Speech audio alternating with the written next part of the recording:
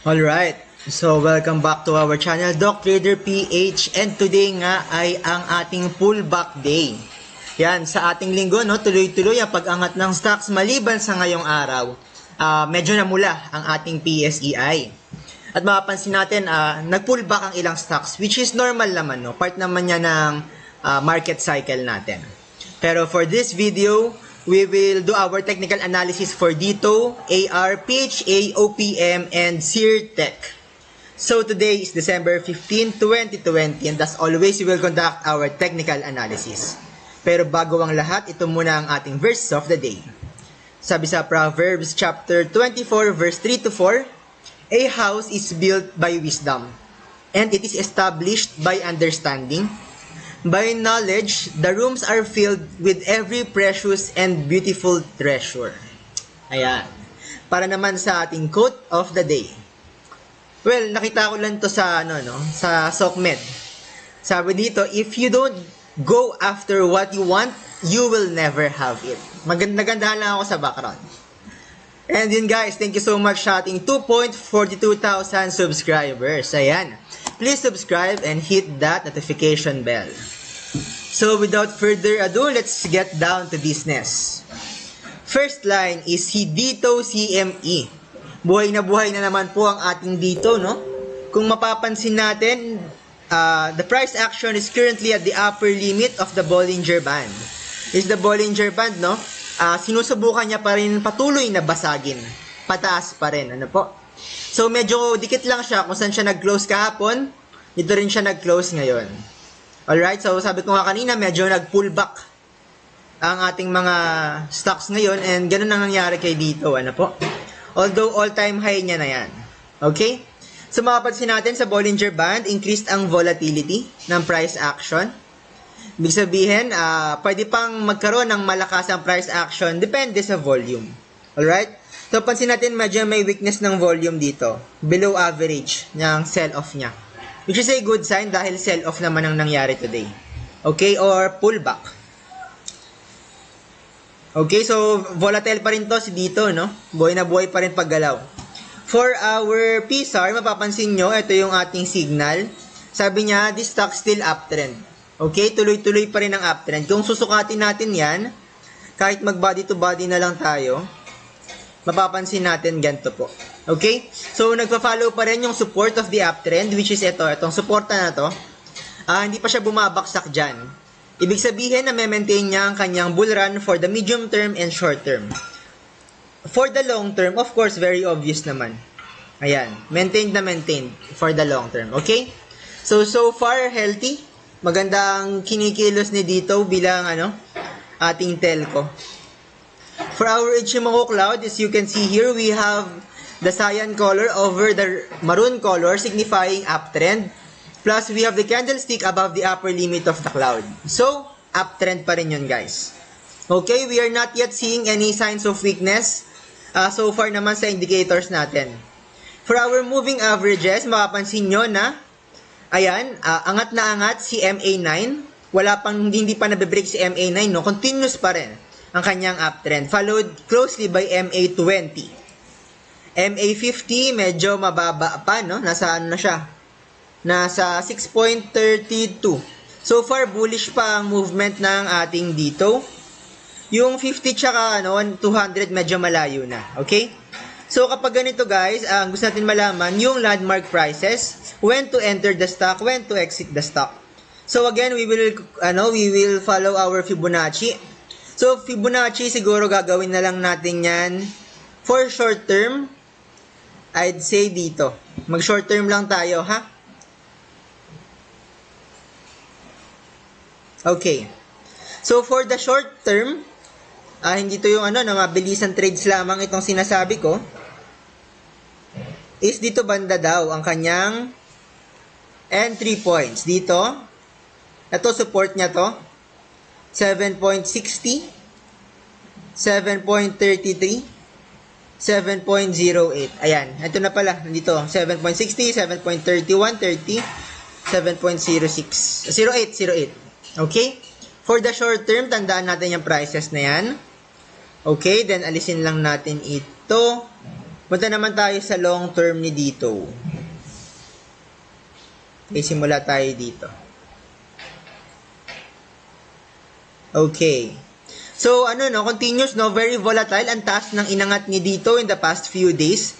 That's why, ang sabi dito, ang kanyang, kaya na short term tayo Kita niya 7.72, 7.60, 7.33, 0.08. Kasi, ang kanyang immediate na suporta for the long term, ay nandito pa, sa 6.09. So, medyo matibay-tibay na yung suporta dyan. Alright? Although, kung mapapansin natin, medyo malaki ang harang pagdating sa 8 pesos.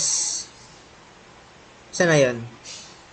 Eto, nasa 8 million, 8.36 million ang harang, no? Sa 8 pesos ni dito. So, magiging significant resistance yan in the near future. Actually, nag-a-agree na nga dyan ngayon pa lamang ang ating Fibonacci. Ayan, no?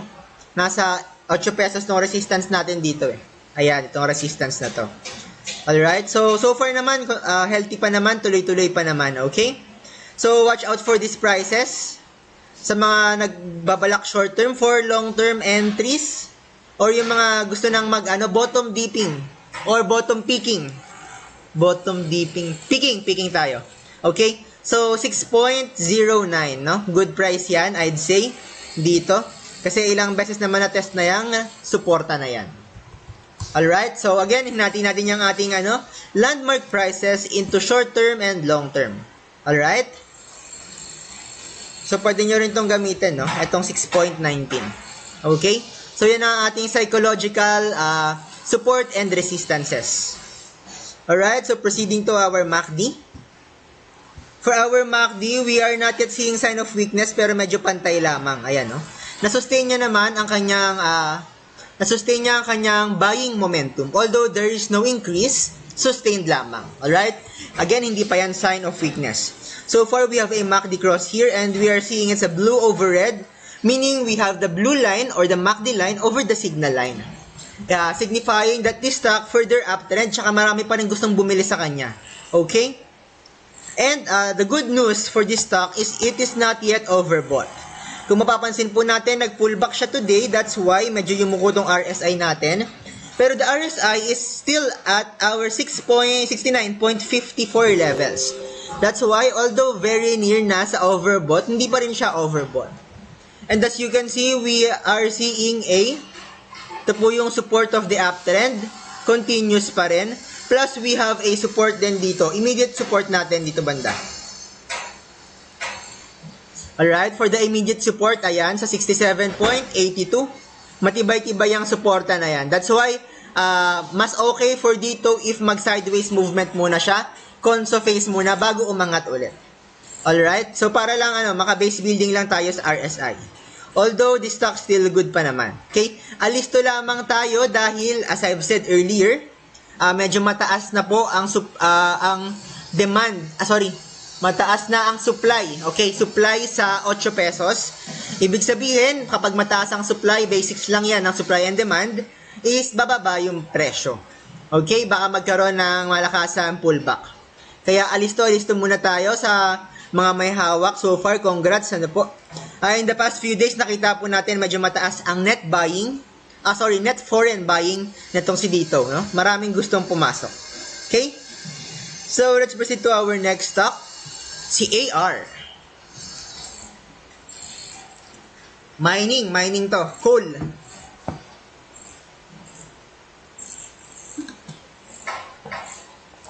Alright, kaya naman pala nag-iingay, 20% ang inangat niya for today. And as you can see here, buhay na buhay yung uptrend niya. Hindi nag-manifest tong doji dito. Itong doji natin, hindi nag-manifest. Yung type of candlestick na yan. Short indecision din umangat uli, no? Again, AR is a penny stock.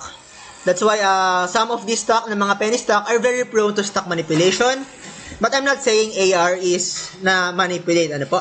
Makikita lang natin that there is an increase in the volume of this stock being traded. Medyo mataas, po? Ayan, above average. Mula nung nag-breakout siya, so far, nasusustain niya naman yung uptrend. So, let us see anong sabi ni Fibonacci for this stock.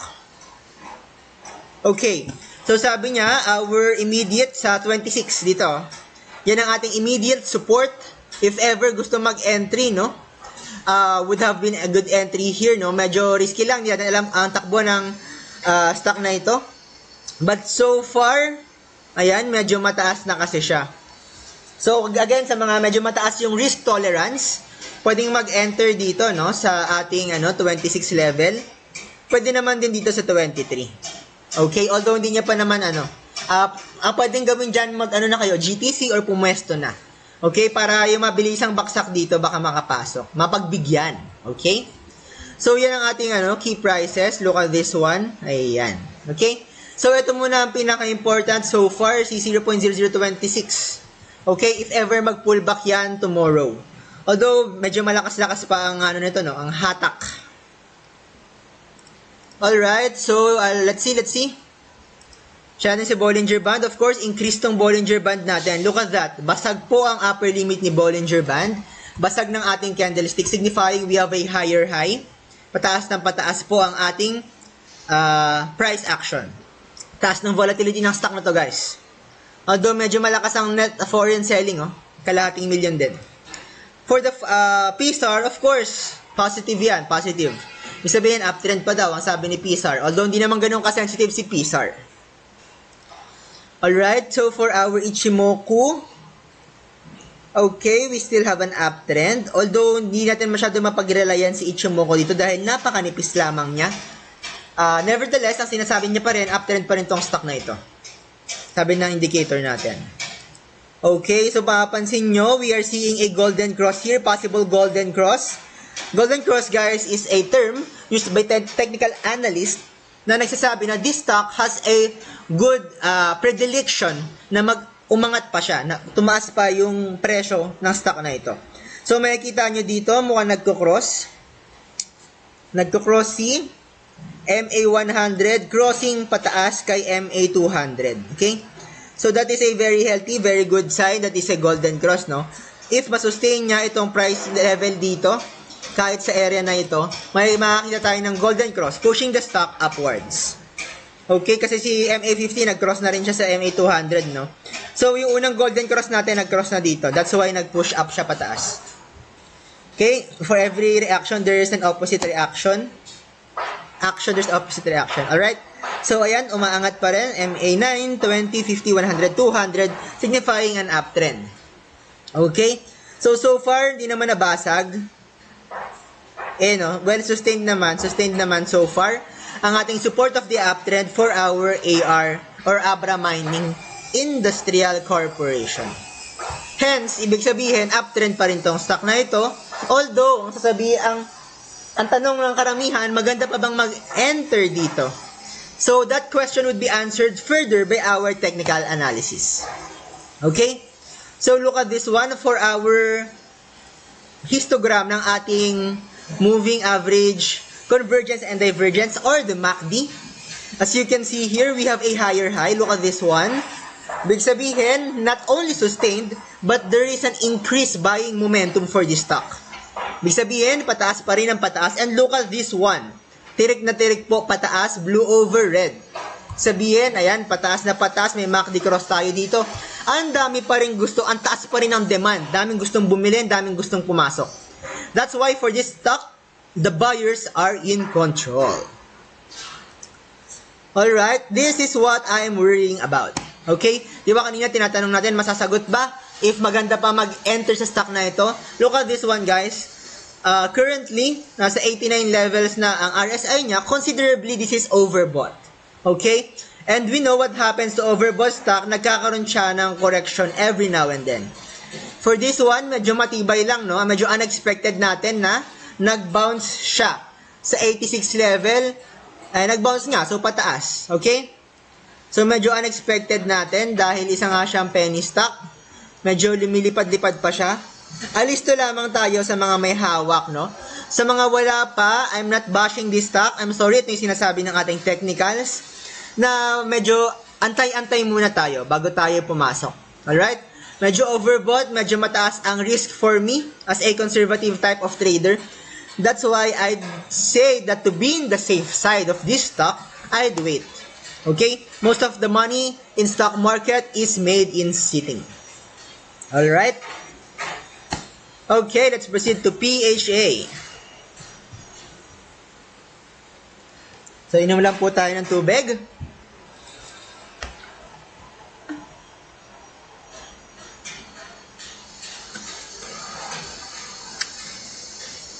Alright, so for PHA, we can see a confirmation candle for today. Usap-usapan, umangat siya, lagpas ng piso, stock na ito. Pero look at this pattern, guys. We have an uptrend here, and at the very top, we have a doji signifying na medyo indecisive yung market, followed by a red candle. Again, guys, kung familiar kayo sa stock market candlestick patterns, that pattern is a evening star type of pattern. Ibig sabihin, maaaring mag-pullback or pababa tong stock na ito. Dahil nag-manifest nga, nag-manifest dito yung evening star, losing 5.71% just for today. Okay? Although, dahil nga ang lakas nga ng inangat nito, bullish pa rin naman siya. Pina-follow niya pa naman yung MA9. Look at this one. Maganda po yung base na na-build niya dito. Okay? So, kung sukatan tayo ng base, magandang entry points ito ang 0.80 tsaka 0.68. Alright? Kasi nandiyan din naman si MA9 tsaka si MA20. For our 50, 100, and 200 moving averages, medyo insignificant pa kasi medyo malayo. Okay, please forgive the background noise, no? So, mapapansin natin, we have a decreasing volume po ng stock na ito being traded, plus medyo pahina na napahina, plus meron tayong sell-off na nangyari for today. So, let us visit our landmark prices. Once again, let's welcome Fibonacci, ever dependable. Okay. So, for this one, medyo nag-agree siya sa atin, no? Medyo nag-agree si Fibonacci na landmark prices nga itong 0.80 or 0.77 dito. Dahil kita naman natin, maganda yung base na na-build around this area. Maganda yung suporta. Plus this one, nag-agree rin siya na 0.66 or 2.68. Good ano rin yan. Good suporta din. Therefore, I'd say I'd wait to enter this stock around this area, 0.80 to 0.68 pesos. Or 0.68 to 0.80. Okay? So let us ask our other indicators. For our Bollinger Band, ayan, sabi natin, if malakas yung price action, there is an increase in volatility. But this one, makikita nyo, medyo yumuyuko na. And even our Bollinger Band agrees. Alright? So makikita natin dito, ayan na po guys, yan, medyo payuko na. Ibig sabihin, humihina na yung volatility. This could further signify that this stock would go sideways muna for consolidation. For our PSAR, let's see. So far, uptrend pa naman siya. Na wala pa tayong signs of reversal. Siguro kapag tama niya dito, near etong landmarks natin dito. Sorry, price marks or landmarks, potato, mapapansin natin dito na maaari na siyang magbigay ng downward signal if ever umabot dyan. Okay? Alis na tayo dito guys, no? Nagbibigay na ng signal ng downtrend. For our Ichimoku cloud, kahit na blue over red yan, or cyan over maroon, mapapansin nyo, yung tip ng ating Ichimoku lines ay medyo parallel na to one another. Okay? That is not a sign of weakness so far, but that is a sign of consolidation or sideways movement. Okay?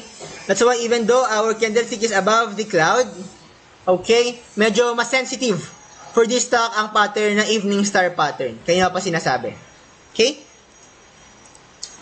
For our MAs, as you can see, sa lakas ba naman ng price action nito, malamang same pattern pa rin ito. Mapansin nyo, galing tayo sa pandemic, that's why the stocks right now are bumabawi. No? Umaangat, nag-uptrend, nagbo-bullish market tayo. Cycle yan ng throughout the history, especially ng mga nagka-pandemic in the past. Cycle yan na magkakaroon ng fear, excitement, okay? That's why umaangat ulit. Plus, we are in the December or bear months. Actually, December nga eh. Dahil alam naman natin kapag December, ang lakas ng ikot ng ekonomiya, affecting our stocks furthermore. Okay, business yan eh.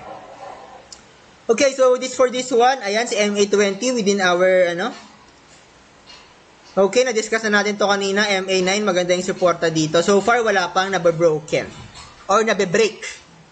Okay, mahalaga lamang masustain niya ito. Sana, no? Kahit 0.90. That's still a good, good sign na masustain niya yan. For this one, again, meron tayong another sign of consolidation. Kanina pa lang, Ichimoku Cloud pa lang, nahuli na natin na may consolidation ito. So, this is further backed up by our MACD histogram. Mapapansin nyo, pantay na pantay sila. So, sideways movement. Although we have a MACD cross right here, no? MACD cross right here, blue over red, tapos pataas pa rin. Okay? Again, what I'm saying is, alisto tayo dahil ang sinasabi ni RSI, pullback time, yan ang sinasabi niya. So far, let's see kung magsusustain ito. Ito ang ating support of most immediate support. Okay? So far, china-challenge siyang 75 levels ng 75.85 levels ng suporta ng RSI. Okay? So, tingnan natin kung masustain. If not, meron pa naman tayong support near this area. Okay, let's adjust it a bit. Okay, around this area. Around 67, ano po? Although this stock, very prone to pullbacks. Okay, abang-abang muna tayo. Although gusto ko tong bid niya, no? 9 million, 3 million versus 112 million. Okay? So, let's see, abang tayo bukas kung mag-manifest nga further itong sign of reversal natin ng ating evening star at the top. If not naman, okay, medyo risky pa rin kasi overbought na siya. Alright, let's proceed to our last stock of the day. Ayan, nabuhay mula sa kaila-ilaliman. Nabuhay po mula sa 5 pesos. Let's give it up for Sirtec Holdings. Ayan, the company that builds 5G antenna in the US. Siya rin ang mga chips sa ultrasound sa mga hospitals. Okay, medical chips, let's go. So for this one, we are seeing a very healthy movement. Mukhang buhay na buhay si Sirtec. We have an ever-increasing volume. Okay, higher high, pataas na pataas ang kanyang volume. Plus, we have a significant price action. Alam nyo na yung dalawang yon, combination yon. Okay? So, to further support our claims, let us make this one. This is the support of the uptrend. Okay? This is the resistance of the uptrend. Alright. So, as you can see, guys, ang tawag sa itsura na ganito ay bullish pennant. Okay, as you can see, may resistance dito, may suporta dito, and palit ng palit ang price movement until such time na magkaroon po tayo ng breakout. And breakout, ayan na nga po, nagkaroon tayo ng breakout around this area. So, sukatin natin, gaano ba kalaki, Dok, ang kanyang price movement? Ayan. So, currently, we have 7.62% price movement plus we have an increasing volume here.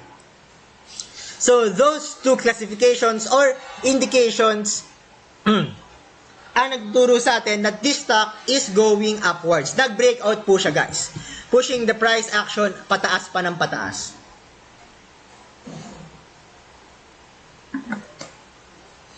So, congrats sa mga nakapwesto sa murang halaga.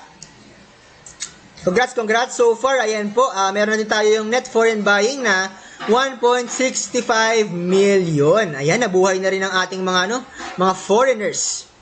Kaya umaangat na rin ang ating Sirtec. So far, medyo maganda ang kanyang history, 13.38 pesos. And historically, malalim ang binaba ni Sirtec, okay?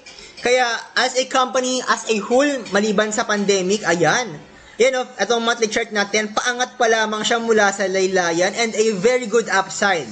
If you are looking for a stock with low risk and high rewards, then you might wanna look at this stock, ang ating Sirtec. Okay? So let's check our Bollinger Band. Look at this one. Nag-consolidate siya, consolidate plus increased volatility. Okay? Another indication na nagbe-breakout siya, aside from volume for price action, is the volatility. We have an increasing volatility at this stock, so paangat pa rin. And look at this, guys. Look at this. The moment na nag-break ang ating bullish pennant, nag-uptrend na. Nagbigay na ng, ang parabolic stop and reversal natin, nagbigay na ng signal pataas. Okay? So, meaning to say, pushing the stock upwards, the price upwards. Okay? So, pwede pa yan, paangat pa yan. So far, so good. Plus, look at this one. We have the cyan color over the maroon color, signifying uptrend, paturo rin sila paangat. Plus, ayan po, we have the candlestick above the Ichimoku cloud. So, uptrend pa rin si PSAR. So far, very healthy. Maganda mga nakapasok. So, I've known people bumili, no? Bumili at 7.33. So far, maganda pa rin ang gains nila. Okay? For our MA 200 and 100, medyo hindi pa sila nagko-cross. But look at this one. Nag-cross na si MA 50 above MA 100. Another indication of a golden cross. Okay? So, pataas, pushing the stock. Pushing the stock upwards. Okay? Ang maganda naman dito, si MA20, which is very sensitive to the price action, has already crossed MA200. Kaya naman, pataas po ang tulak ng stock na ito. Okay? Ganon din si MA9. Ano po? MA9. Very healthy, very good so far. Pataas pa rin. MA9, pina-follow niya tong support of uptrend natin. Okay, ito maganda sa kanya, for our MACD. Look at this one, we have an increasing buying momentum. Kakapasok lang natin guys sa buying stage, o yung in control na yung buyers. So far, very promising pa to. Plus, we have a MACD cross right here and it's blue over red. Okay, so far, definitely good. So for this one naman, we are able to make dito pangalan nito, a good base. Okay, at 59 levels plus, ayan, increasing po ang ating, what do you call this? Increasing ang ating RSI. Aside from that, we have a good support around this area. Okay? Around 63 levels. Paano ko nasabing good support yan? 1, 2, 3. Okay? And then, pataas pa rin. Although, medyo humahalik na siya. 69.9 sa overbought area. So, historically, ang ano pa naman niya, resistance pa naman niya, ay nandito pa sa 76. Okay? Alright, so for this stock, medyo healthy. Maganda tignan. So, let us visit our Fibonacci.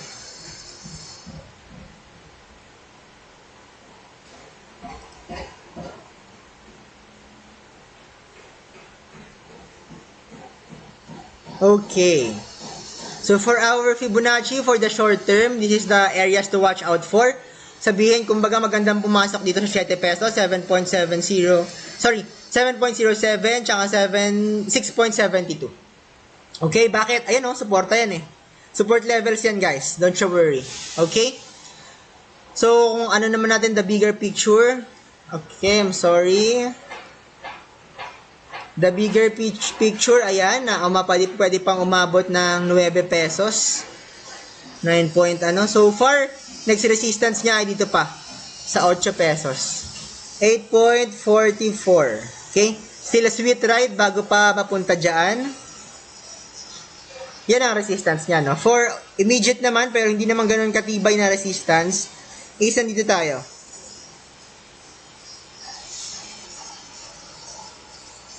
Okay, medyo nakakaduling lang, ano po.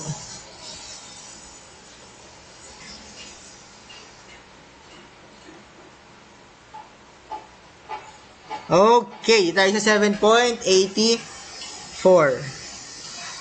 Okay, nag-agree dyan dito. 8.46. Sorry, medyo magulo. Ayusin natin yung linyahan natin. Ayan, dito banda. 7.80, 7.84. Nandyan ang ating resistance. 7.80. Ito. Okay, followed by this resistance. Okay? So, ayan yung mga prices to watch out for this stock. Alright, so that ends our short recap for today ng ating stock market analysis. So again, this is Doc Trader reminding you that you are blessed to become a blessing. God bless guys and happy trading. Maging profitable tayong lahat within this week, ating bear months. Alright, God bless guys.